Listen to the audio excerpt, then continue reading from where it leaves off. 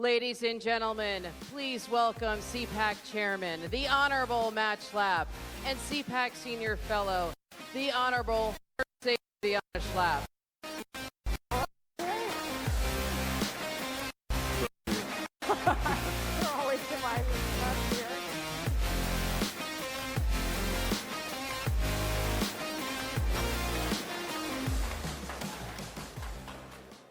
Well, first of all, it's wonderful to see our friends from Poland. Thank you for being here. What an honor.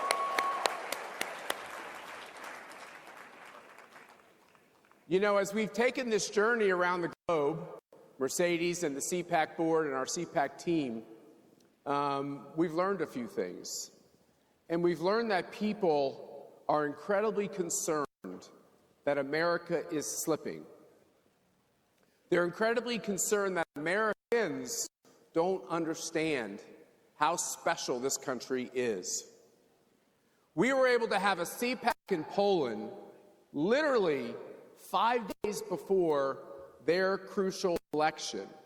It wasn't really our event. It was the Polish people's event. It was their event, the freedom lovers, to try to do the improbable. Can you imagine, have you ever heard of this political story? A candidate comes from nowhere, who's an outsider, who hasn't done it before, and has the courage to say, I want to change my country. Yeah. That's what happened in Poland.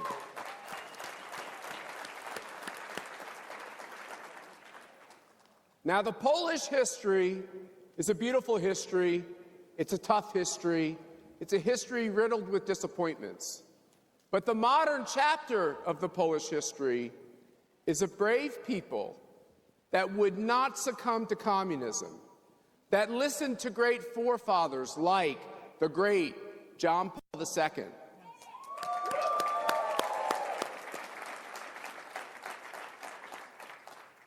Put God at the center, and they never, never, never gave in. Now, what's going on in America? Freedom lovers around the world are watching America. They're watching Mayor Mondami.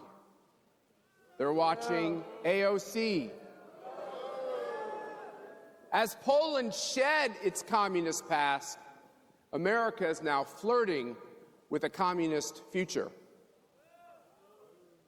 And it's an important moment for our country to hear from one of these unique fighters for freedom in Europe who is saying no to the globalists, no to Brussels, no to the UN, no to the WHO, and yes to freedom. It's our great honor for CPAC USA to introduce the President of Poland, Karol Nawrocki.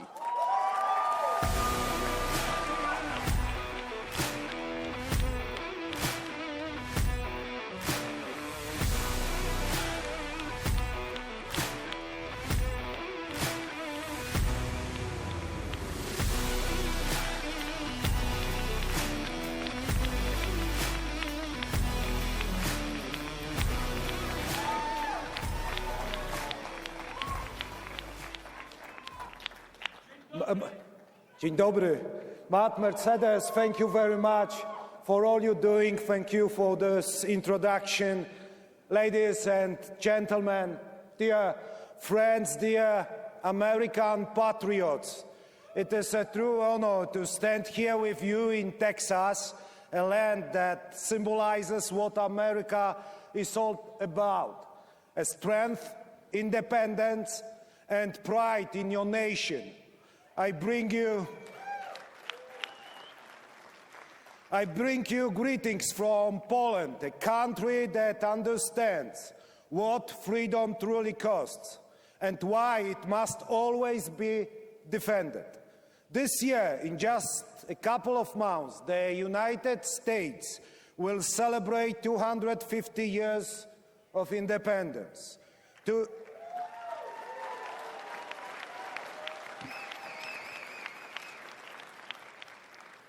250 years ago, your founding fathers made a bold choice, a one full of uncertainty. They rejected tyranny, they rejected control from afar. They chose liberty, responsibility, and sovereignty. And by doing so, they changed the world. But let me tell you something that matters deeply to us in Poland. You were not alone in that fight. When America fought for independence, Poles stood shoulder to shoulder with you. Tadeusz Kościuszko and Kazimierz Pułaski, Polish patriots, soldiers of liberty, fought for American independence. Both devoted their lives to the same ideal, the defense of freedom.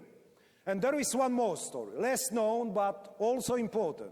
Haym Solomon, a man born and raised in Poland, who lived in New York City. When the Continental Congress was running out of money, Haym Solomon helped finance the American Revolution. He used his own resources to keep the cause of freedom alive. He did not fight with a sword, rifle, or cannon. He fought with commitment, with trust, with belief in the future of a free nation. This is also part of our shared history. Polish heroes did not only fight to America, they helped build it. They came because they believed something simple and powerful, that freedom anywhere is worth defending everywhere. And that...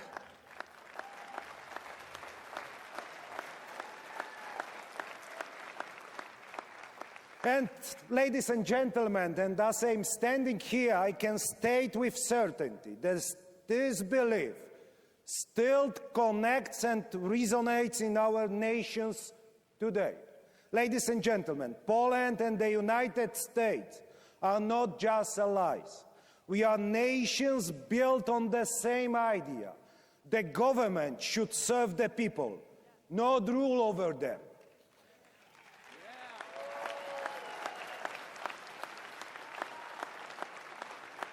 That freedom must be protected, not managed. That tradition matters because it gives meaning to freedom.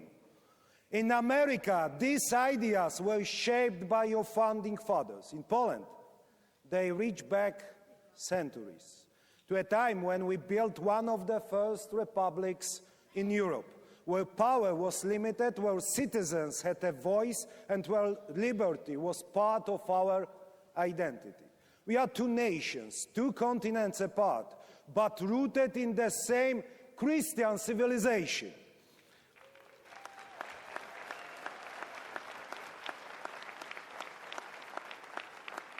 And today, that civilization is unfortunately under pressure, not just from outside, but also from within. We hear voices telling us that patriotism is something to be ashamed of, that borders don't matter, that faith should be pushed out of public life, that tradition is something to be erased.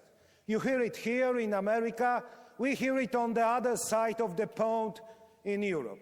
But let me say this clearly, a nation without identity is a nation without a future. And I'm sure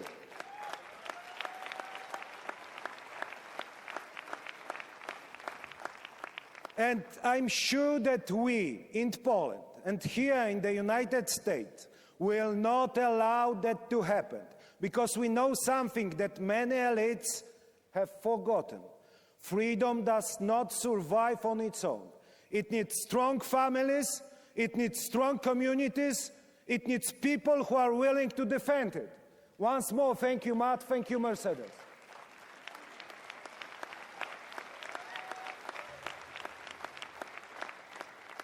We also know that threats to our way of life are not just cultural. They are real. They are geopolitical. They are dangerous.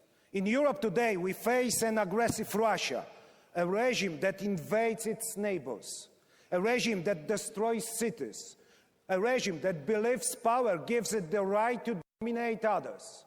And today, that same regime tries to tell the world, we are the defenders of traditional values.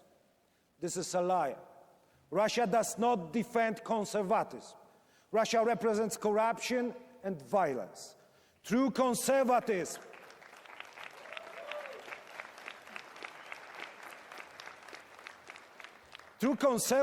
respects nations. True conservatism respects human dignity. True conservatism believes in freedom under law. We also see other threats. The regimes in different parts of the world spreading instability and terror in their respective regions and beyond. These authoritarian powers that want to reshape the world not around freedom, but around control. And in the face of these threats, we have a choice: to stand divided or to stand together. Poland has made its choice. We stayed with the United States just like we always have.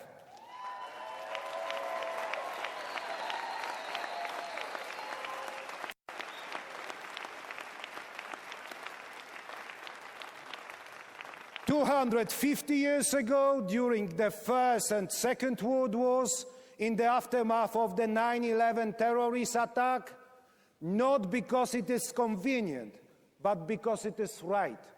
Because you know, ladies and gentlemen, alliances are not built only in conference rooms and behind closed doors.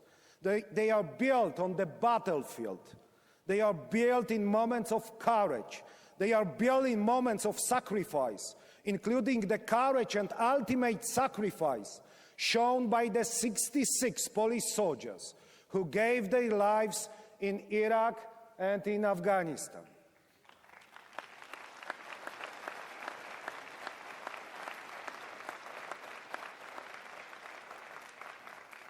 Poland and the United States have stood side by side, not only in history, but in our own lifetime. We stood together in Afghanistan. We stood together in Iraq. At sometimes, that partnership is written in the most powerful way possible, in blood. Let me tell you a story. Not long ago, in the White House, a solemn ceremony took place.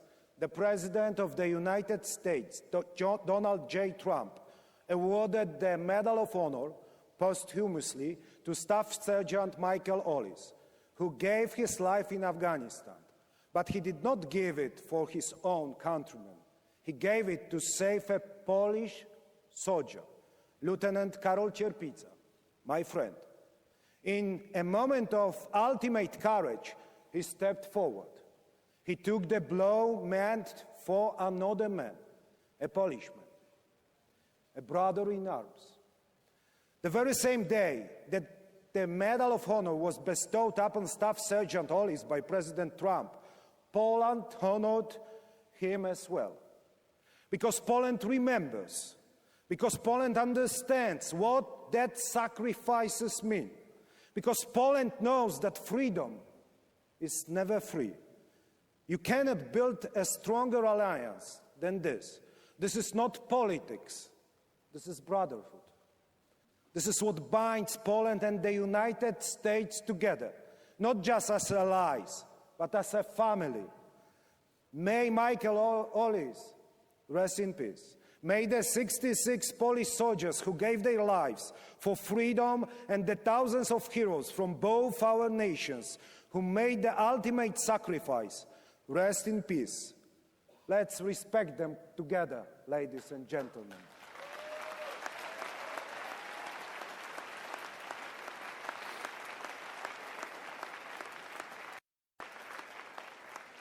Let me add something important. The challenges we face do not come only from outside.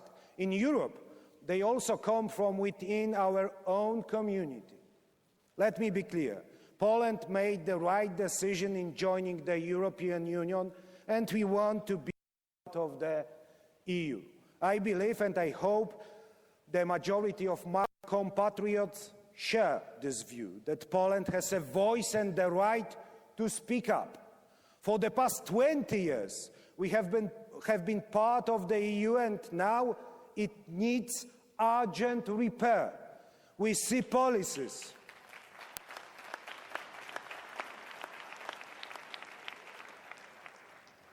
We see policies that, however well-intended they may be, risk weakening the very foundations of our strength. We see even more powerful bureaucrats making decisions that go against common sense. And instead of strengthening Europe, they weaken it. I'm talking about energy policies that move too fast, with no regard for economic reality and energy security. There are migration policies that fail to protect borders and social cohesion.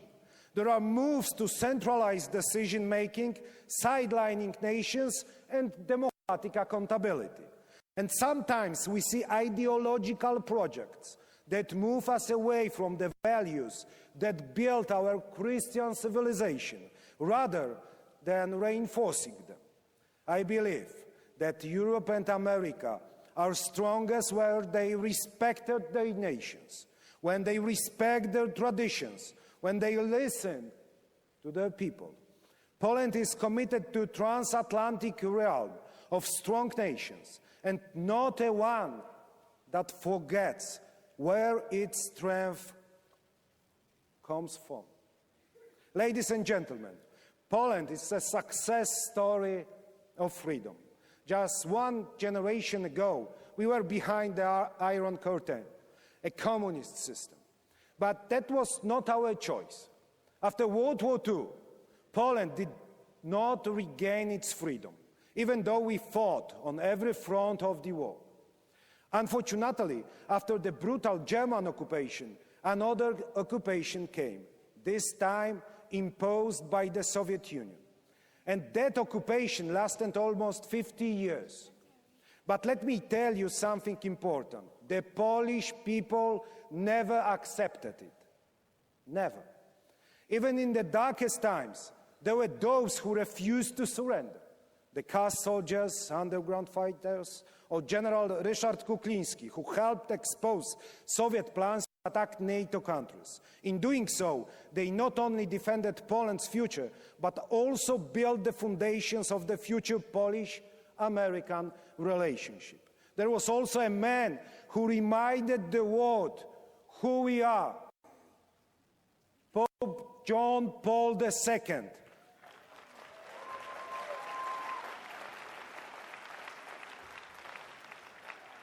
And finally, a movement that changed history, Solidarność. And yes, we were fortunate enough to have friends beyond our borders, leaders like Ronald Reagan, who had the courage to call evil by its name.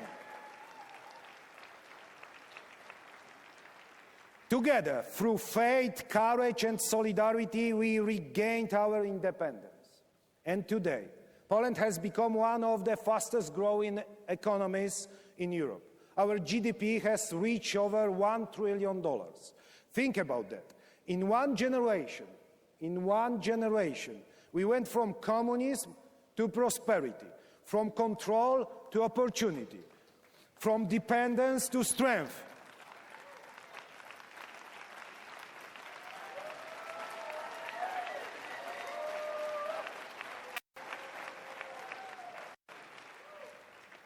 A nation finally free to realize its full potential. And this did not happen by accident. It happened because we chose freedom, because we chose hard work, because we chose strong partnership with the United States, our European allies, and like-minded partners around the globe.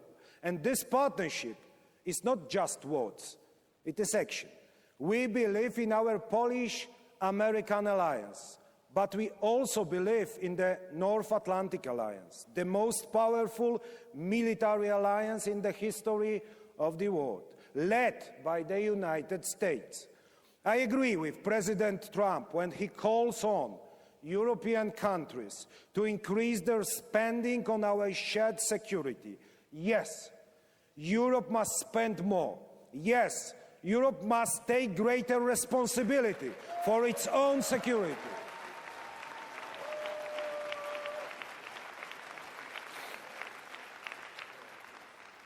In Poland, we understand this. That is why we stand as the Eastern Guard of Europe, of Western civilization, which we defend against tyranny, lies, and violence from the East, from Russia, though not only from there. But we will not accomplish this great task alone, nor even in cooperation with the United States alone. We need our allies, we need their commitment and their sacrifice to preserve freedom. That is why we need to develop and strengthen NATO. Today, Poland is one of the strongest allies of the United States in Europe. We invest in our military.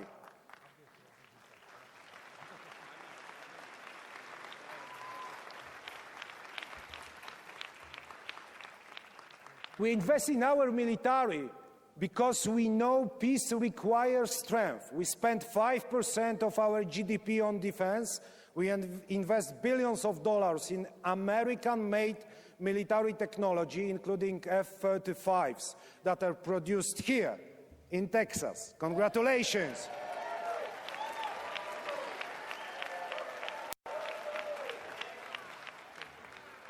And ladies and gentlemen, we host thousands of American troops because we believe in real alliances, not symbolic ones. And let me say this clearly. We host American troops on the shoulders of the Polish taxpayer because we understand what solidarity means. We understand what border sharing means. We do not just talk about alliance. We pay for it. We support it. We strengthen it.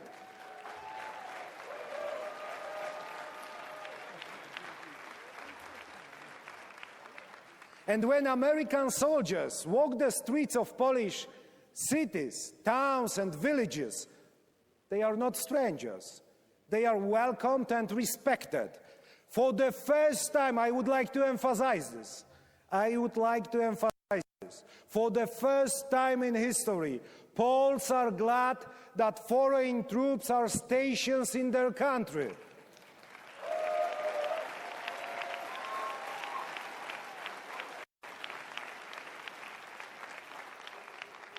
Polish and American troops stand on the front line of NATO because we understand what is at stake. But our cooperation goes beyond security. It includes energy independence. For years, some European states in their navy decided to depend on unreliable partners who use energy as a weapon. Poland said no. We chose diversification and cooperation with the United States. And together we are building something even bigger. The Three Seas Initiative, a project that connects countries from the Baltic to the Adriatic and the Black Sea. It is about infrastructure, it is about energy security, it is about economic strength, but above all, it is about freedom. For the past 10 years, we have been turning this vision into reality. We are the fastest growing region in Europe. We have invested billions of euros in roads, railways, broadband networks. We are doing this to create stronger connections and better opportunities for the 120 million people of Central and Southeastern Europe. Because a region that is connected, developed, and independent is a region that cannot be controlled by authoritarian powers. President Donald Trump understands it. In 2007, Poland organized the Three Seas Initiative Summit in our capital, in Warsaw. President Trump was there to support the initiative. He also gave one of the most memorable speeches in our recent history. Your president is a true friend of Poland, but he is also a real fighter.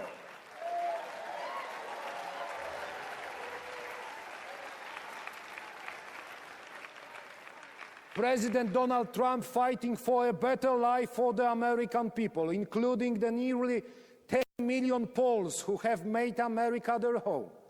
We need leaders like him, leaders who put the people first, protect the jobs, defend families, and secure the future.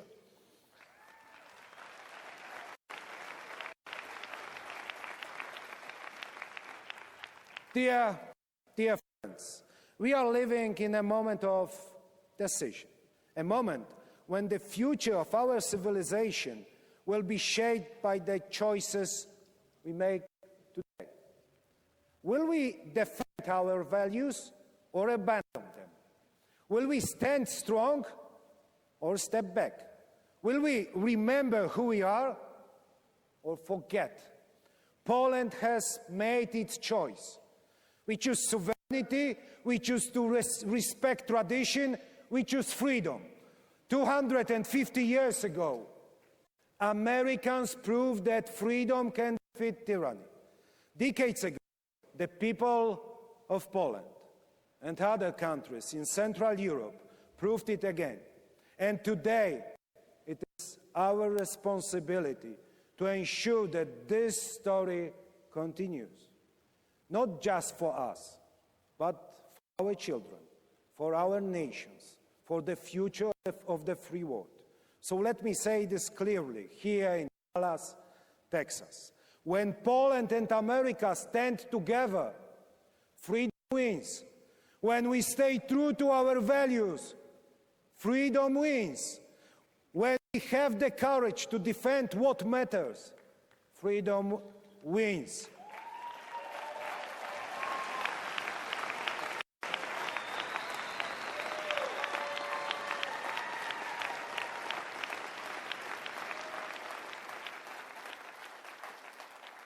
Thank you all. God bless Poland. God bless the United States of America. And God bless the alliance between our great nations. Thank you.